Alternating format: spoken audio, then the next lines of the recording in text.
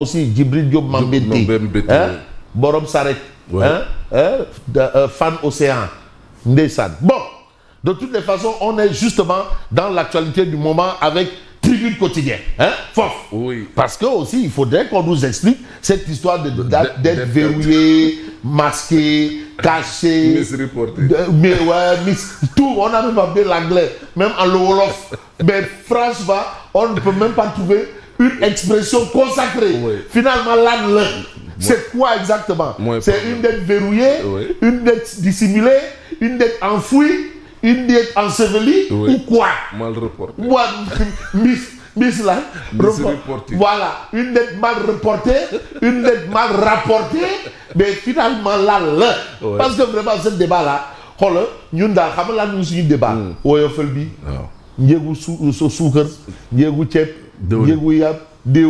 Mais ça, bon, apparemment, bon, ben, ça n'intéresse personne. Ouais. Bon, peut-être ceux dont ça doit intéresser, hein, probablement. Tiens le Magdou Aïdelo. Tiens le Magdou Aïdelo. Parce que vraiment, faut faire au moins au plan du mot consacré, on devrait avoir au moins un mot, au moins qu'ils s'entendent d'abord sur le mot. Au moins, après qu'ils viennent, qu'ils se réunissent tous. Quand on me fait les réunir ou le Djamnyadjo, ou le marché Ngelo, ou le marché Waranka, mais au moins qu'ils viennent là-bas, qu'ils bon, en fait c'est ça. Et après on parle. Kounyo, chacun vient et mettre sur, même encore amener une nouvelle expression. Une nouvelle expression. Rapport caché. Bon, là encore, il faut savoir si c'est protégé ou non protégé. Parce que si le rapport caché est protégé ou non protégé, parce qu'un rapport, s'il est protégé, on sait. S'il est non protégé, on sait. Bon, un rapport caché, protégé ou non protégé. Là, c'est donc. Bon, il n'y a pas de dette cachée. Ça, c'est l'avocat de Macky Sall.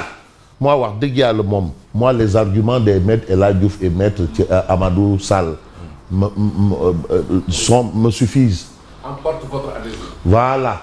Me suffisent parce que bon, vous savez, moi, la théorie du sorcier blanc, bon, ben, c'est vrai que la science n'a pas de frontières aussi, hein, mais les théories, parce qu'on nous a déjà amené ici un fanfaron, en nous le présentant comme un enfant envoyé par Dieu. On nous a encore envoyé un ancien du FMI, finalement, bon, bref, tu sais, moi, la notion de sorcier blanc, bon, on gère quoi. De toutes les façons, la science et la culture n'ont pas de frontières. Alors, il n'y a pas de dette cachée, mais plutôt des rapports cachés.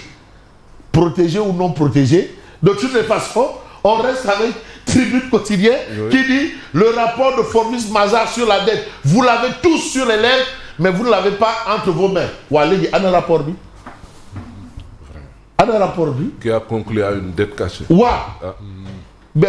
Mais c'est vrai. On parle de ça, mais on ne sait pas de quoi il en est. Mais c'est en quelque sorte discuté autour du sexe des anges. C'est peut-être le protocole des sages de Sion. Ah. le protocole des sages de Sion. Non, tu sais, Mandal. Que l'on peine à voir. Mandal. Ils nourrissent toutes les théories du complot. Qu'ils aillent gérer leur dossier. Vraiment, affaire ça a commencé par protocole du Cap Magnelec. On a dit non, c'est Terou Baïsogi. Après, on a laissé Terou Baïsogi. On a dit que c'est Teroubi. Parce que ce côté-là, c'est Teroubi. Teroubi. Voilà. Teroubi. Voilà. On nous a dit que c'est à Teroubi. Après Ok. Après Ok. C'est un village Lébou. Ok. C'est ce qui a donné Fan Ok. Ok. C'est un village Lébou. Ok. Comme Sanchaba, comme Djeko. Chez Doudou Dian Djeko. Voilà. Voilà. Grand Sérigne de Dakar. Ok. Alors, c'est le troisième rapport caché. Troisième qui, comme ça doit enfanter quelque chose. Ou bien un Mobidougou, ou le avec les rapports de la Cour des comptes et l'inspection des finances. Donc tous les trois rapports là, personne ne les a vus. Bon, Simon l'a vu. Tu l'istirani? Tu l'istirani? Tu l'as pas vu dans le listirani? Bon, comme ah yo tu l'istirani? Les rapports là. Il y a eu du listikhar. Si bon, le listikhar a dit quoi du rapport? Bon, comment trois rapports cachés? Trois. Mais finalement, qu'est-ce qui se passe? Mandal, vraiment. Comment trois rapports? Bon, on peut un, d'accord. Deux, mais trois. 1, 2, 3. 1, 2, 3. Ben Nyar Niet. Et il y a trop de cache-cache. Même le compte de 1000 milliards là, wallahi, me cacher ou le cacher ou mandal. Bref. Comment 3 rapports cachés peuvent-ils révéler mais une dette cachée? Mais avant de révéler une dette cachée, il faut que les rapports ne soient pas cachés. Donc ce qui révèle, ce qui est caché est caché. À part Simon qui a vu dans son listihan. D'autres l'ont vu dans des coris. Mais Fabrice, ouais. Qui vous a dit qu'il a dans son téléphone le rapport supposément donc qui concernerait Mambay Niang? C'est celui qui nous a dit qu'il y avait un compte de 1000 milliards. Après, il nous a dit, c'est lui. Après, il nous a dit quoi encore? Que non. Plus récemment, ouais. Il ne nous a-t-il pas dit qu'il l'a sur sa table? Sur sa table. Mais... il est revenu encore dire que très prochainement, je vais publier le rapport. Non, xoolal ngir yàlla may leen ma ko revue bi pare na non mbay daal mbay daal mbay projet mbay rapport mbay dette mbay compte 1000 milliards mbay finalement mbay va être béy bon Maître Aïssa le chien. Ah mbay kay ça c'est un nom commun, c'est comme si je disais mort. Ah ben mbay kay waa kii quand même mbay ah comme tu disais mort mort wala ngóor c'est un nom populaire. Ouais ngóor bon d'accord on enlève mbay on met ngóor y a pas de problème. Waaw alors Maître Aïssata Tall Sall sur l'affaire de la dette cachée dans les couloirs du FMI, le Sénégal, et sur toutes les lèvres. Mais et cela fait mal. Vous savez, il y a des endroits où vraiment les choses se décident. Là où on parle avec des codes. C'est des codes qui parlent. C'est pas comme si tu étais dans un Bekerido ou bien dans un Garan Place. Non, là-bas on parle avec code. Et parfois même avec les yeux. C'est comme le FMI, la Banque mondiale, les banques centrales, ces endroits-là. Là-bas, on ne parle pas comme si on était dans un moulin. On parle avec des codes et des signes.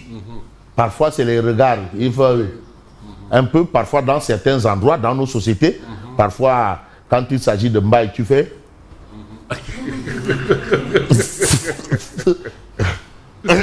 Alors, dans les couloirs du FMI, le Sénégal est dans toutes les lettres et cela fait mal. Mais vous avez aussi, la vie devient de plus en plus difficile. C'est-à-dire, on est passé de la vie chère à la vie difficile. Parce que cher, bon, on peut gérer. Mais difficile. C'est-à-dire, après, si on va à impossiblement, qu'on a tout ça, man.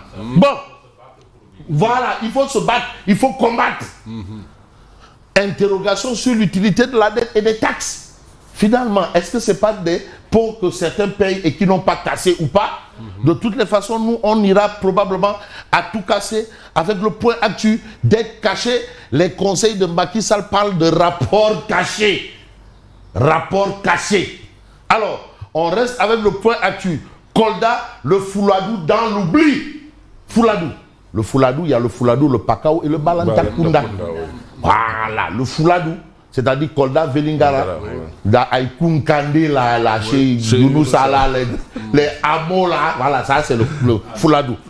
Voilà.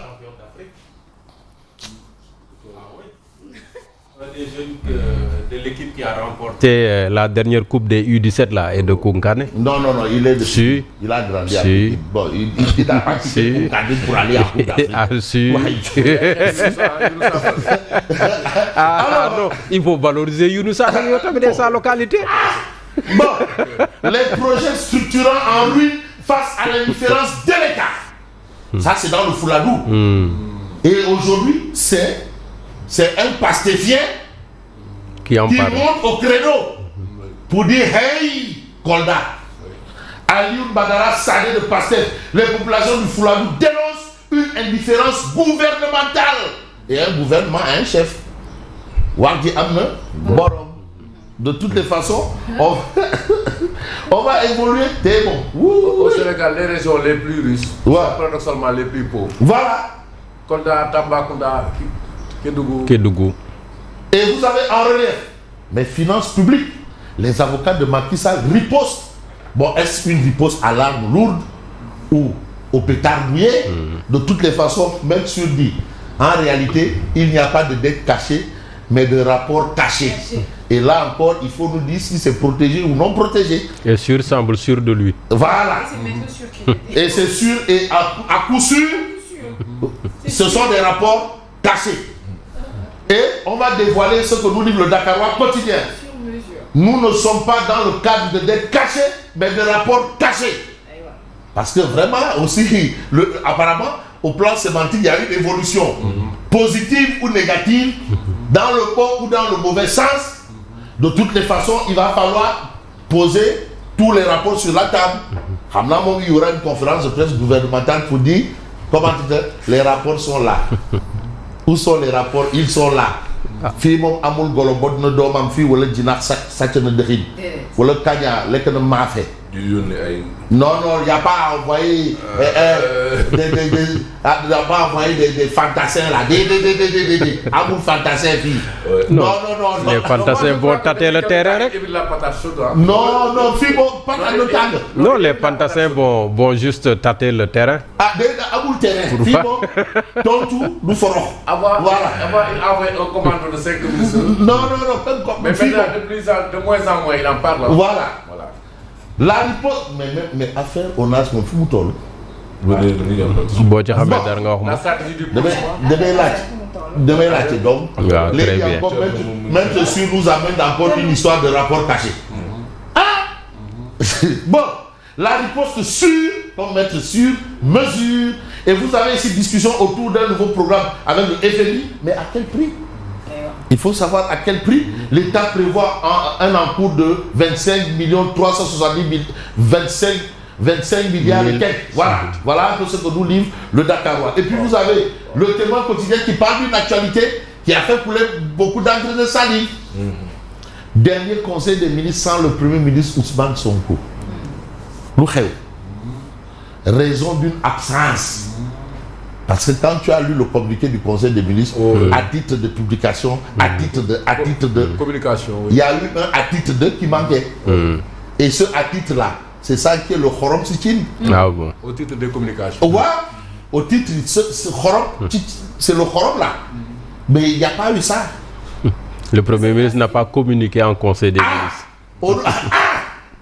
Donc s'il n'a pas communiqué, est-ce que ça veut dire qu'il n'était pas là-bas? Il était malade ou il est malade? Tu sais, il y a des réunions, même si tu es mourant. Bon, raison d'une absence. Mais vous avez l'absence le plus présent. Il n'y a pas de dette cachée, mais de rapport caché. Mais on va un peu dévoiler l'actualité aussi au plan de la santé, si vous pouvez me permettre, avec le quotidien Libération quand même, qui parle de fièvre de la vallée du Rift. Et là, je parie clairement que mon ami Moussa Diaw, de Koloban, voilà, il doit dire mais fièvre de la vallée du Rift, le bilan passe à 25 morts. 25 morts, 3 nouveaux décès enregistrés entre le 21 et le 22 octobre, 61 cas actifs répertoriés à date et près de 226 guérisons. Il y a quand même une évolution, la maladie avance.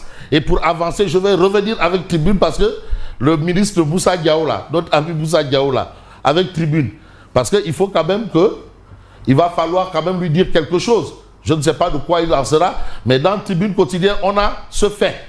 Vous avez le professeur Eva-Marie Kolsek, gestion de la fièvre de la vallée du Rift et du Mpox. Professeur Awa-Marie Kolsek, professeur titulaire de chaire, de classe exceptionnelle. Elle a été chef du service des maladies infectieuses. Non, c'est une sommité. Elle a été là. C'est elle qui a presque formé notre grand professeur, le professeur Seydi. Ah oui, le grand Seydi, l'homme qui a révolutionné avec ce beau centre qui a été édifié grâce à l'entraînement de Jack Bauer, Djibi Gallo. Alors, professeur Awa-Marie Kolsek fait la leçon au ministre de la Santé, Dr Ibrahima Sy. Donc vous avez aussi une autre actualité. Ibrahima Sy est géographe de formation. Il est géographe. Oui, docteur en géographie. Docteur en géographie. Oui. Voilà. Bon, Touba Tchekadam et Seri Gendia s'investissent dans l'agriculture et l'élevage. L'alliance a été scellée pour développer la capitale du mouridisme. Et s'il y a eu cette belle alliance, sous l'impulsion ou l'inspiration de Seyni Mountaga Mbaké Bassir, c'est grâce aussi à l'entregent de notre ami Baragay Social qui a permis justement cette alliance. Après avoir fait du saupoudrage via drone, c'est solution Seyni Touba. Maintenant, lutte contre le chômage, l'agriculture et l'élevage, solution Seyni Touba avec Touba Chekadam, Séné Gendie et sous vraiment la lecture lucide de notre ami Baragay Social Nikouba. Mais quand moi c'est Odia. Je ne sais pas si Odia est là parce que Odia aussi, lui aussi, il est dans la place. Ah voilà. Ouvrez. Tête cachée. Qui a la tête cachée? Macky Sall. Est-ce que c'est sûr? Mais plus, Nena. Hein? Plus. Est-ce que c'est sûr? Bon, qui code là? Anna, c'est le fanfaron. C'est le fanfaron. Et tu as vu là deux chaussures. Vraiment, des crocs aux couleurs des crottes. Pardon, voilà. Ouvrez, tête cachée, tête cachée. Vous avez, est-ce que c'est sûr? Non, c'est pas sûr. Ça, c'est maître Abadou Tal. Abadou Sall, autant pour moi. Non, c'est pas sûr. C'est Branco du camp d'en face. Voilà. Et vous avez maître Sûr qui est aussi dans le coin et qui dit, pardi, mais allô quoi? Voilà, voilà la situation. Donc, situation de l'actualité du moment autour de la dette cachée, devenue une dette non quoi, rapport caché. Et moi, c'est à découvert que je vous dis merci et à bonne continuation. Merci beaucoup, Lucia. À tout à l'heure pour la revue de presse. Et tout de suite, nous passons au journal.